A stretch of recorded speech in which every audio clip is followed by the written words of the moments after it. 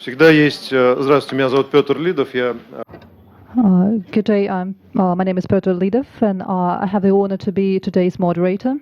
We always have a person in the room, like the main person who pinpoints whose turn it is to speak, but right now we don't have such a person here. Oh, well, we have such a person. It's Alisa, who you can see here. So let's get started.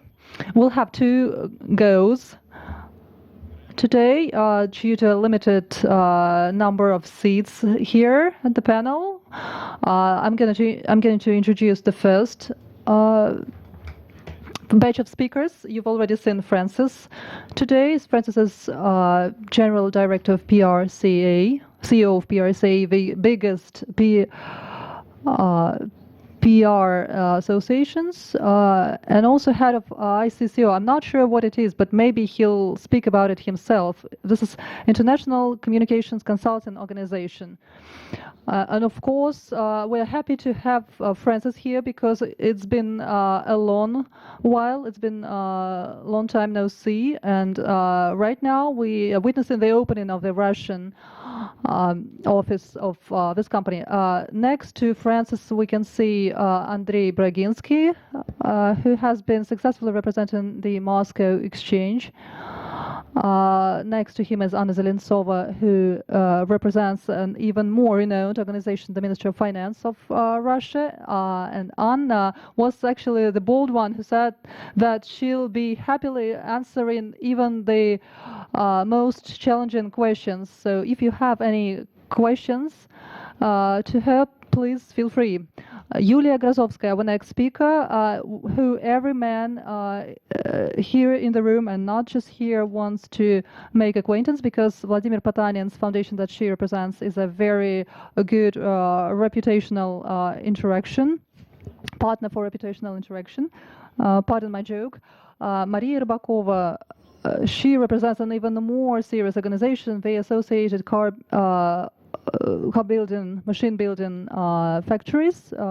These are people who produce what our country is proud of, at least what we used to be proud of, until we received this honor of joining PRC and opening the Russian representation office. So Francis, a question to you. We'll be speaking about international reputation, so let's talk about more serious topics today.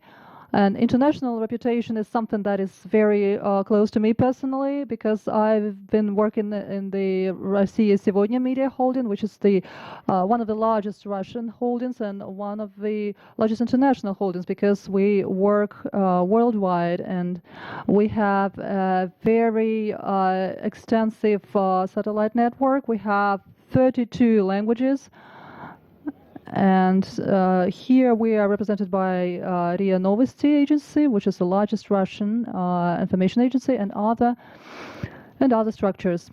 So we represent a big international organization, and of course the image of Russia is a topic which is of high relevance to us.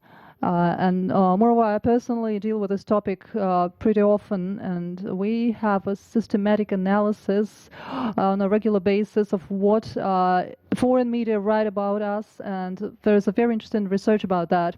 So reputation today is actually outpaces many other international processes, because we know that today the world is many countries are in the state of confrontation, including economic confrontation, which mars cooperation on other fronts between Russian and Western companies. And we'll try to tackle this topic today as well, and speak about different directions and areas of this of the topic, because we have representatives from all walks of business here today. So Francis, a question to you as a guest. I would like to ask you, you are a well-known person, known for your high culture and political correctness. So I'm not going to ask you, well, it's your first visit to Russia, right? Is it your first visit?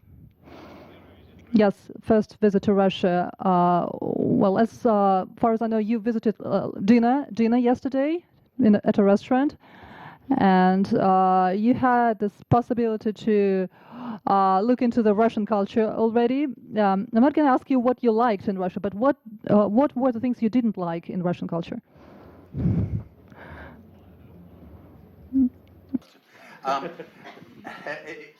It's a pleasure to be here. It's a great pleasure to be here. The announcement that Elena and I made this morning is something we've been talking about for quite a long time. Our PR communities in the UK and in Russia share very similar challenges and opportunities. And I think that by collaborating together, we can advance our industry further forward. I think, the UK and Russia are both two great historic countries with our own very unique characteristics. And I've certainly been delighted to work with Elena on the ECO board for 7 years now. Given you asked what ECO is, it's an umbrella body for 44 associations around the world, representing 3,000 agencies. And what are our aims? Well, it's to advance the PR industry all around the world. And it's to facilitate international networking, international cooperation. As I say, I think our industries everywhere have more in common and more that unites them than divides them. And ECO is the international PR family that tries to do just that. Спасибо. Ну и продолжая, еще один вопрос. Well, and one more question to you as a follow-up. Well, it's clear that the relations between Russia and the West are at their bottom, like historic bottom right now, in terms of reputation too.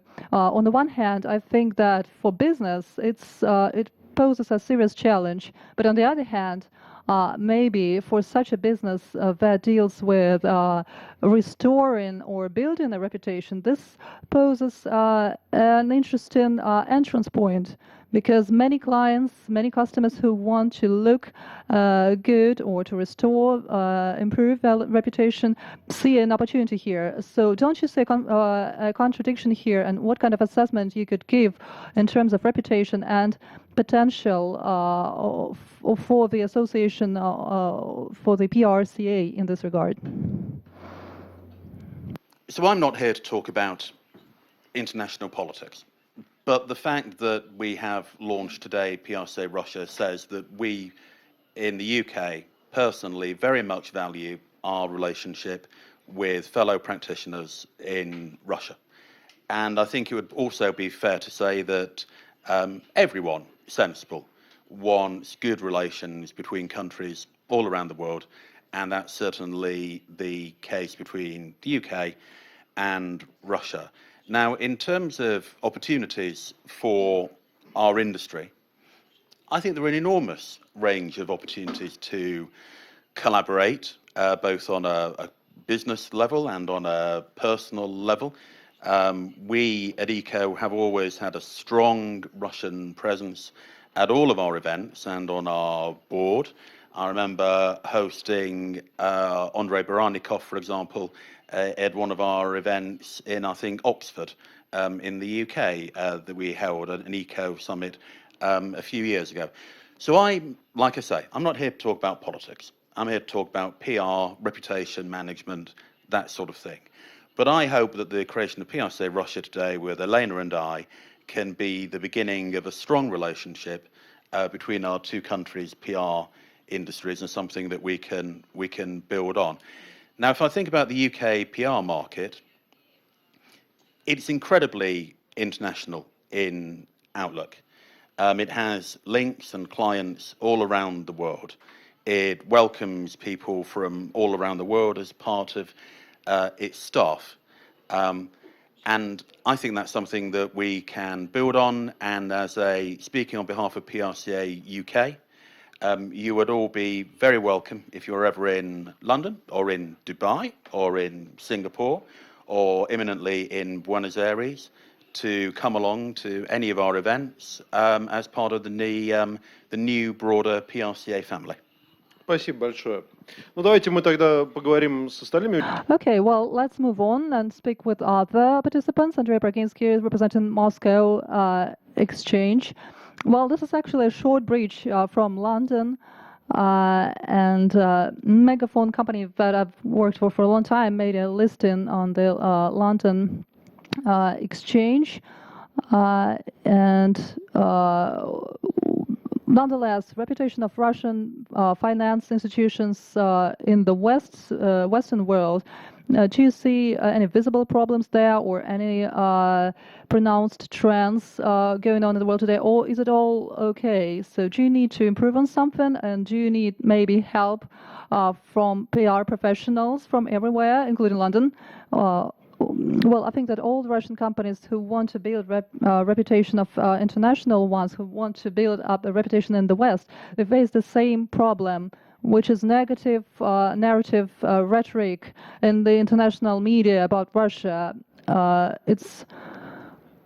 Writing positively about Russia is not the norm right now. And of course, importantly, correspondents of foreign news agencies, Bloomberg and others, they give quite an objective assessment of and information to the West.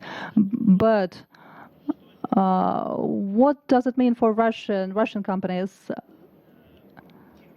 Those investors who have historically been looking at Russia and towards Russia, they have to permeate through and forge through this negative narrations. Investors are quite cynical people, and if they can earn money, they will do so. They compare Russia not with some advanced democracies, but with other developing markets, with other world markets where everyone has problems of their own. What kind of criteria can we use? For example, share of foreigners in the Russian state bonds. This is now we have a historically high level because 30% is in the hands of foreign investors. If we look at 2012, before that negative wave of Russia, that rate was 20%. So we can see a substantial growth. If we look at the share turnover, this share will be 50% as compared to 40% back in 2012. So we don't see the decrease in trends. Actually, the opposite, because they can actually earn some money on Russia. Russian ruble is quite a strong currency. It has strengthened its position, so you can earn 7 to 10%, which is quite a high earning, and investors are interested in that. So that's why they're present here. But another question is that those investors who are not here, who are not present here and do not look at Russia, but could potentially be here, for them, this negative background about Russia is sort of an obstacle. And what can companies do, and what are they actually doing in this regard? I think that they do just what Donald Trump is doing, which is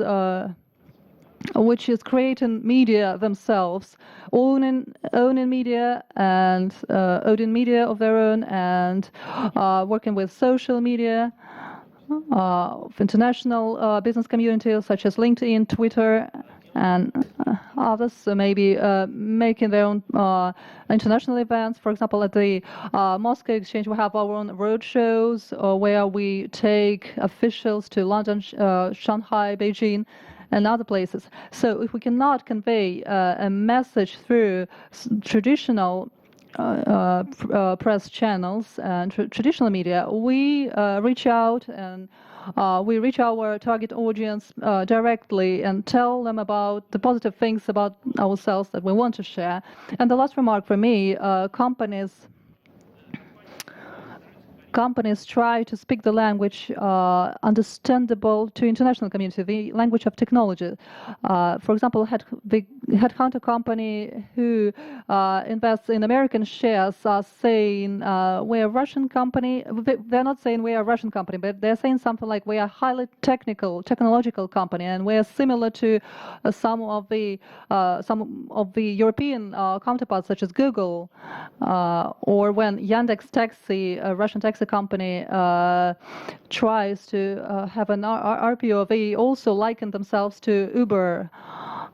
So the topic which is very important for investors is SG, corporate social responsibility, and the way investors look at Russia is that they assess these parameters and not country specific parameters. Our mining companies are for example, very advanced, and they are on the cutting edge in terms of environmental responsibility and social projects, and the reports and presentations that they make are very much at the high international level. So they speak the same language with investors, same as comparable companies from other markets. Thank you, Andrei, very much. You've shared a lot of interesting things with us. What I would like to pay attention to when we are talking about how international media writes about us, we need to make a specification here, because international media are very vast. We have British, we have American, Chinese media, Arab media, and in all the different countries, they write in different sort of rhetoric. They write in different language, and the reputation that the Russian business has in London, for instance, or in Atlanta, Georgia, in Shanghai, or in Abu Dhabi, these are 4 different images. And maybe I'm not very apt at finance and investment, but I can suppose that to some extent the place that has been vacated by American and European investors is now taken by Middle East and Chinese investors. So we need to take all of that in consideration in the focus. So when we're referring to them out somewhere else, it's not just the West, but it's other regions. So when Maria Zakharova spoke at the Eastern Economic Forum, she came up with an example of many British and European journalists working in Russia and those working in India and China. So those work, of course, Western media are way more represented in Russia, and they have much more impact on everything, and they're more interested in all the issues, including financial and political ones. So this is just a footnote that I wanted to make. But let's get back to the topic of finance.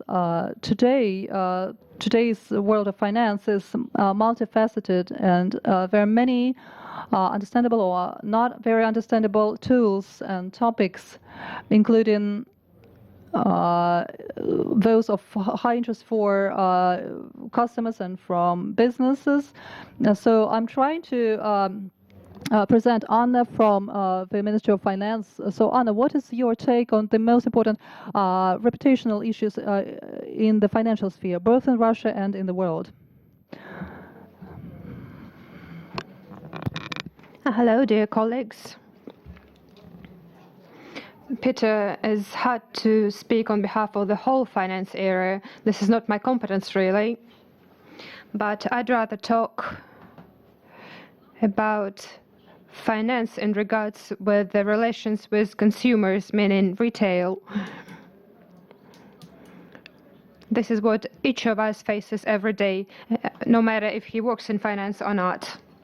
And this is outside of scope of banks and financial organizations. This includes work with employers and work with different companies.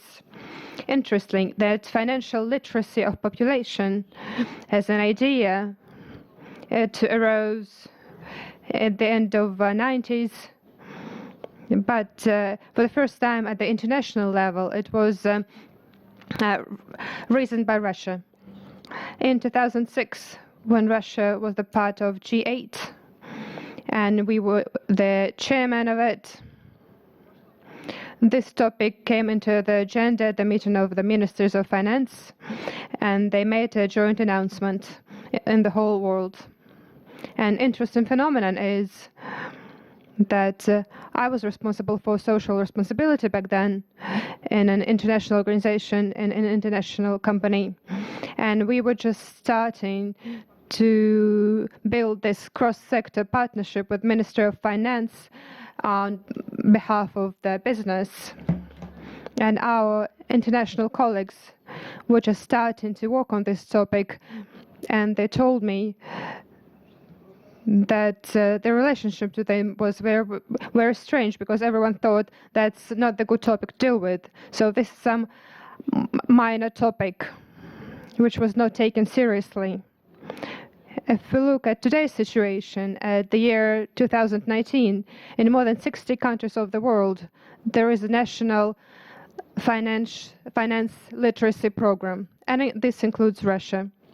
This is a governmental strategy, and the question is how we succeeded, how Russia set the trend, and this is a rare case when Russia set a global trade, how we still supported. It is clear that political situation was different, there were many challenges, but nonetheless, Russia remains one of the leaders in promotion of this topic within G20, within BRICS and TESS and other platforms.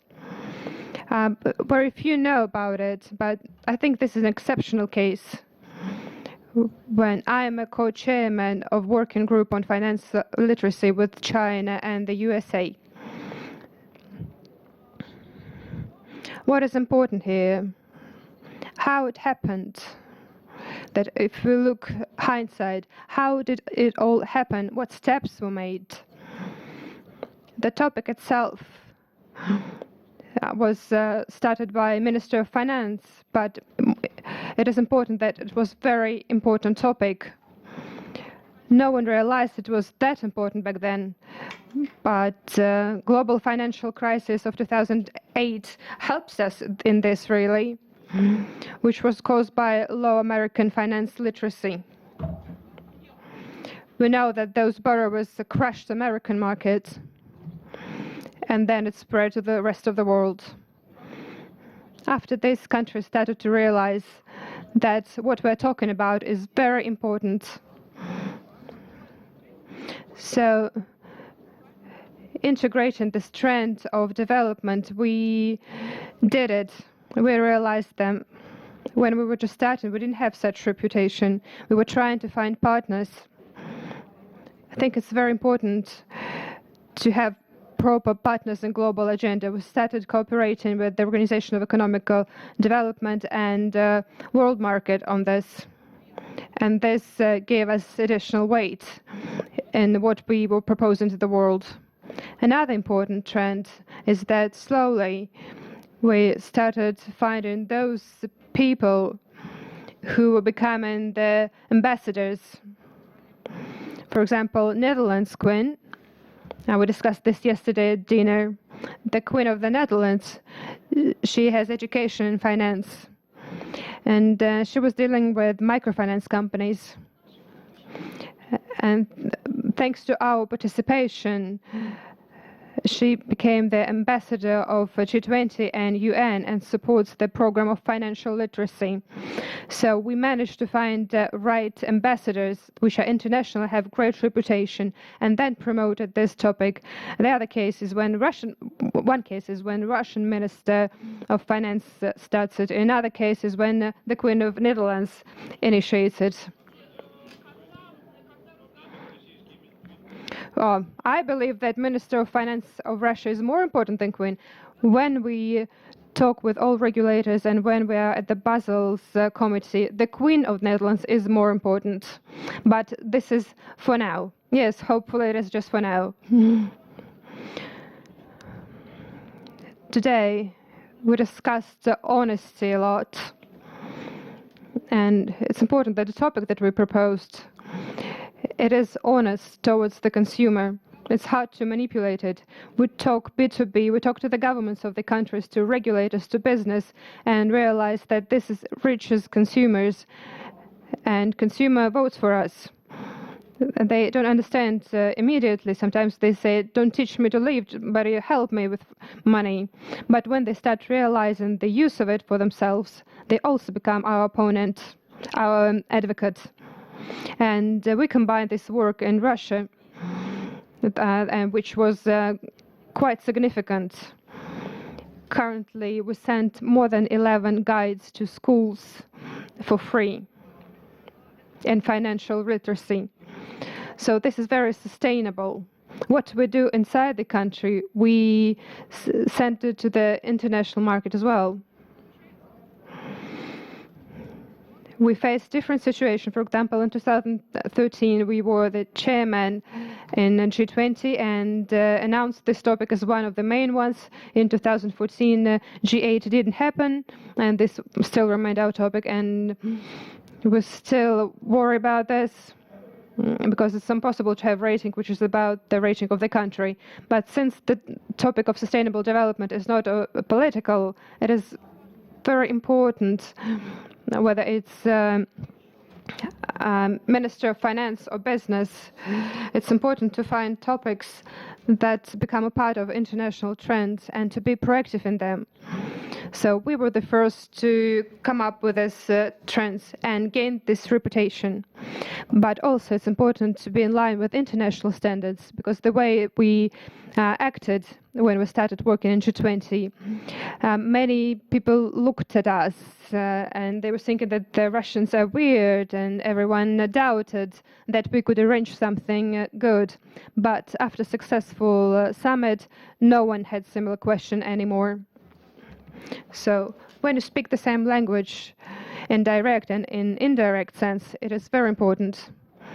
And to finalize, how can we prove it? Calculate the amounts of world and mass media dedicated to financial literacy, that wouldn't make sense, because we are dealing with such topic, because this is not a PR of Minister of Finance, this is a promotion of an idea. We need this idea to inspire people, to encourage them and reach their hearts. My daughter helped me. She gave me an example. Mom, I'm watching some series on Netflix. I don't know if any of you have seen it. The series is called Orange. It's 7 seasons now, which is the final. So in this season, in this American series, the topic of financial literacy was brought up. And they also talk about prison. Yes, they talk about female prison there in the USA. So they started talking on financial literacy and making classes. And in the movie, they created funds that supported women, including providing them with microloans and improving their financial literacy. And producer of this series created such fund in reality. And hundreds of million people watched this series. I'm not saying that Minister of Finance is to be thanked for this, and neither Minister of Finance of the USA. But what I'm trying to say is that the idea became a global trend. And this is a good indicator for me. Thank you very much. Yes, of course, why not? What you're talking about demonstrate comprehensive importance of this topic. From Queen of Netherlands to a prison in some US state like Oklahoma. That's quite a scale, and I'm sure Ministry of Russian Finance will play its role here. Thank you very much. Thank you for paving the bridge to our next presenter. Fund of Mr. Potanin, which is presented by Yulia Grazovskaya. I've been involved in charity a lot in my previous work. The Fund of Mr. Potanin has existed for some 20-25 years, quite a long time. In January, we celebrated our 20th anniversary. Vladimir Olegovich, the what matters in his work in this area is continuity. He follows a clear strategy in certain area, his work. And for any fund that is planning to exist for a long time with good reputation is a key factor. So please tell us how we can benefit from funds from viewpoint of creating reputation, how to create it and how to keep it. Thank you very much. Like Minister of Finance, we stand for the project of financial literacy. Charities and public organizations. In my presentation, I want to tell you how we find these ways to cooperate and overcome this toxic environment and find these bridges for cooperation and create trust. Let me outline what charity is today. Just 25 years ago, going back to the history, Russia only started developing the private entrepreneurship. And this is when the commercial sector started developing.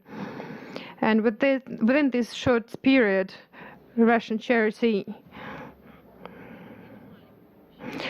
not only stopped taking the help, we came close to world charity sector. Currently, there are 11,000 NPOs in Russia.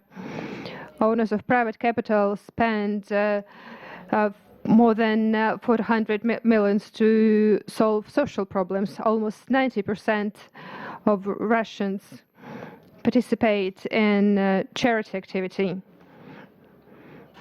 If we shift from the segment where money is given to fundraisings,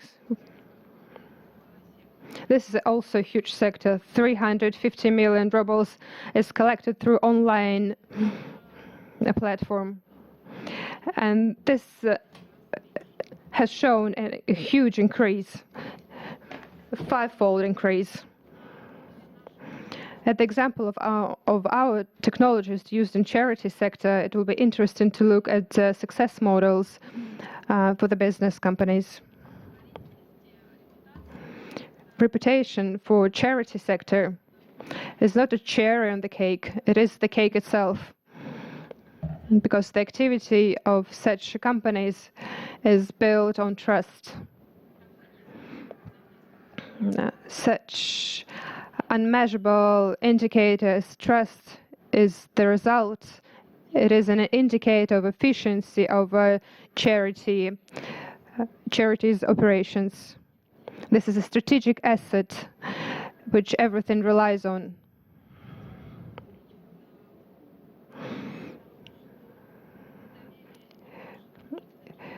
The trust cannot be some side product. It is an achievement. It is the result of pursuing your strategy, of sincerity of your intentions and ability to evolve. At this slide you see the areas that we, like any other successful charity, pursue in our work. Now, let's talk about how we do it. The world is very complicated. For 20 years we have been working in Russia, and practically all our programs target the support of work of employees of museums, of head of NPOs and their employees. But isolation is the way to stagnation. That is why we pay special attention to international communications. And this is not easy. There are many obstacles. Anna talked about it. The keys to success is partnership that is built on equality. When we work on our projects, we always create conditions for multicultural dialogue. And unlike American and Western funds, we don't impose our agenda from down to top. We try to find common interest for cooperation. In particular, the project that was started 4 years ago was the Pompidou Center, and it is called Collection. It started with unprecedented gift of more than 250 works of Russian and Soviet painters to the museum. Then it spontaneously evolved to another gift that other donors made. And now, in one of the most important museums of modern art in the world, there is a huge collection of Russian art. Many painters from Russia that used to be prohibited or had to leave the country, now they are welcomed and they're recognized. Currently, the museum also researches and studies Russian art. Today, we opened a large digital collection with more than 30,000 works of Russian art workers in the Pompidou centers.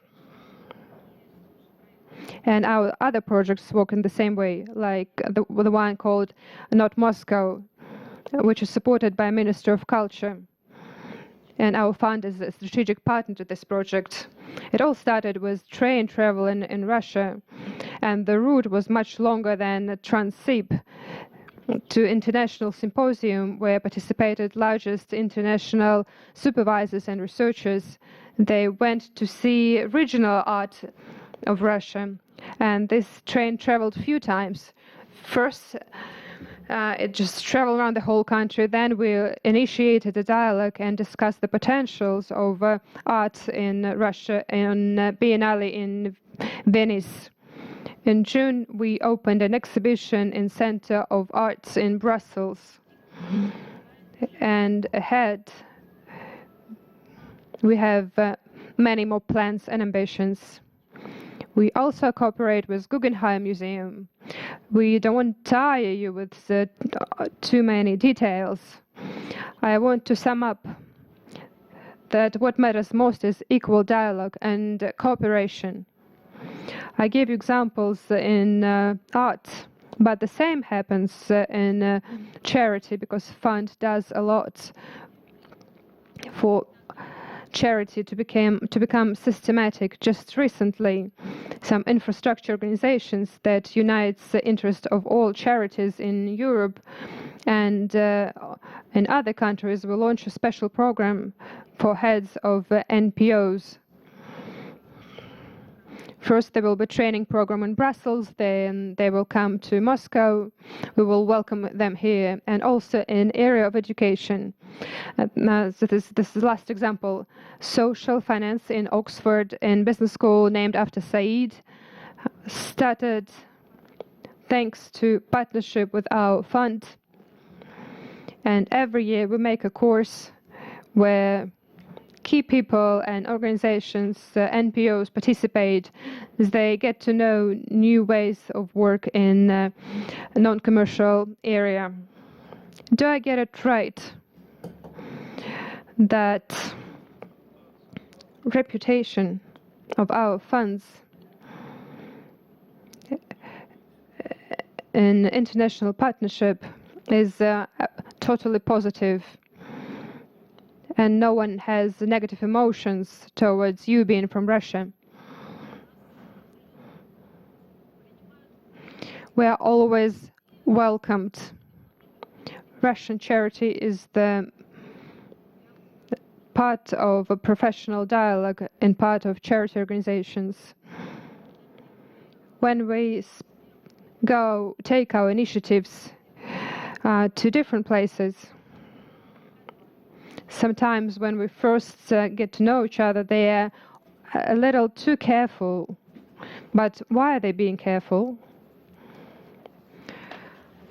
There was a slide with the Russian dolls. There are some stereotypes and lack of trust toward Russia, because they always expect that we will impose something on them.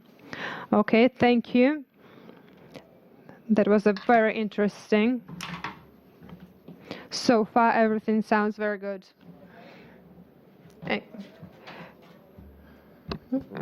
But for the Queen of Netherlands, maybe we would be solving all the issues ourselves. So let's move on to Maria Rybakova from United Heavy Machinery Plants. For those of you who are not familiar with it, maybe this is not a very telling name, but Maria is going to tell us more about it. But this is one of the largest producers of equipment for energy industry. This is Uralmash. So it's a large backbone of the Russian heavy engineering, heavy machinery organization. So how is your activity perceived in terms of international reputation abroad, and what's happening in heavy machinery now? If there are any maybe peculiarities or singularities which are different from the finance or cultural sphere. Well, colleagues, good day to you. We have four main areas of activities, which is metallurgy, oil and gas equipment, nuclear equipment, and space. This is an interesting selection in terms of spheres. Our geography is supply geography is 67 countries, not only from CIS countries, but other countries. And I will support the common trend that everything is quite positive right now.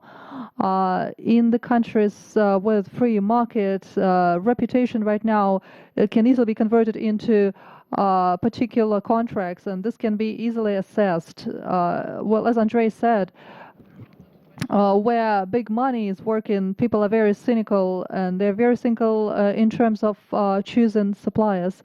If your technology is better and cheaper than that of your competitors, everyone will want to work with you, no matter what media write about you.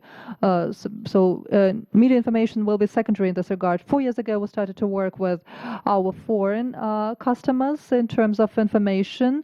We make joint press tours to our foreign facilities, and we have an interesting geography here too, especially for our oil and gas plants.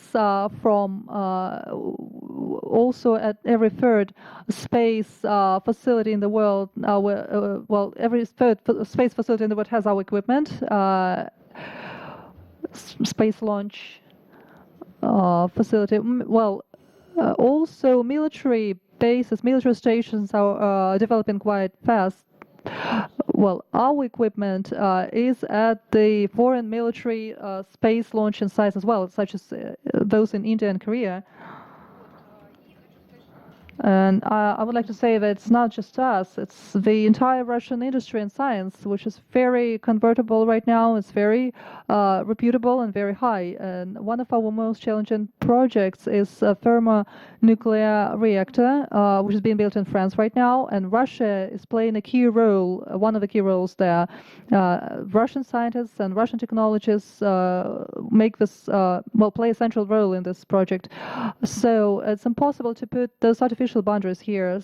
Well, financial sphere is can more easily be limited, but here it's not the case. Well, this is the bottom line. Well, we don't have any obstacles right now. We are working actively, and a good indicator is China here, because China, as we know, is Chinese people are people who are actively exploring foreign markets, but don't really want foreigners in their own market. But in terms of a number of narrow areas, our equipment occupies about 30% of the Chinese market, because because it's unparalleled in the world, and we regularly receive new orders, new commissions, and it's good. So I have no complaints. Well, in terms of complaints, this is an interesting topic that everyone's doing really well, and of course you want to, when presenting your company, you want to speak about successes in the first place. But I myself visited China a number of times and worked there, and I've talked with people who are involved in production, maybe not in heavy machinery, but other fields. But the main complaints of our people working there is a huge technological lagging behind of our equipment in terms of Chinese equipment. 10 or 20 years ago, we had our designs on this sort of blueprint on a special paper, and that was at the time when Chinese already created 3D models. So in this regard, the image, the reputation of Russian scientific and industrial sector is sort of one of a lagging behind, a laggard one in the West. In terms of technologies, do you see those trends in your sphere? Well, we don't have this problem. Well, I'm not talking about blueprints, but if we think about laggard elements, we have this element in the country, within the country. We have very laggard SNPs. What is a SNP? This is a construction regulation and building regulation. Well, so many liquefied natural gas plants in Russia, for instance, in terms of location, those specifications are much stricter than in China. I've seen 8 plants in China which are located pretty close to the residential area, while in Russia we have very strict regulations. We have vast territory for such plants, which makes the project much more expensive. So if a mini plant in China can cost not very much money, in Russia it gets very expensive. Well, what Andrei has told us about those cynical investors, they will go to China then. Yes, well, if our technology can be taken from Russia and be used abroad, then of course it will be easier. There are fewer problems in other markets and Western markets than in the Russian market. Well, back to the topic of reputation, we have those objective criteria such as price, speed, building regulations, and so on. But what about reputational criteria, which can be an obstacle or a facilitator in heavy machinery field? I think that this area you're talking about is under American sanctions. Yes, they are since 2014. Isn't it an obstacle for developing business? What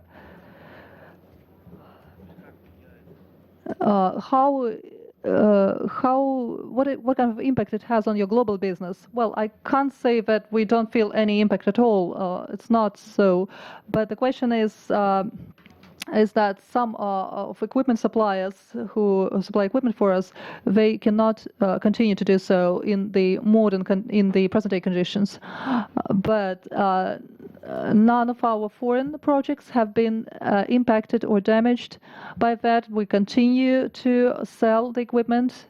And speaking about the US, we never had projects there, so we don't really have any impact, tangible impact here. The sanctions didn't have any impact on the French projects or Asian projects, but maybe we have purchased way less of German equipment because of that. But it's Germany who has been impacted, not us. Well, if we're talking about PR and sanctions, well, I'm not talking about money here, but reputation-wise, do you feel any impact? Maybe someone doesn't really want to deal with you because of that, or the other way around? Well, reputation-wise, those markets where we worked back in the USSR, they are traditionally well disposed and favorable towards us. First excavators were sold to India back in 1950s or 1960s, and they worked quite successfully there for 30 years. And maybe if they want to buy new ones, they will think about Russia too. So in this regard, well, if we really dig hard for those problems, maybe we cannot sell anything to Ukraine right now. Maybe illegally. Well, we don't do illegal business. We have too large of a scale, maybe through Poroshenko. Well, maybe right now in Ukraine, there's a huge problem with nuclear power stations because the equipment is getting obsolete. And the second Chernobyl, according to experts, is quite possible if they do not, unless they modernize their equipment fast. And there are even suggestions of taking out loans for that. Well, there are certain problems about that. There are only several types of design for nuclear projects, and Ukrainian projects were built based on Soviet designs. And of course, the easiest way for them would be working with Rosatom, the Russian atomic agency. But of course, this is not a desirable interaction for them, desirable way to proceed. They don't really want to enter into new contracts. Maybe they are waiting for the United States to come again and build new plants, new stations.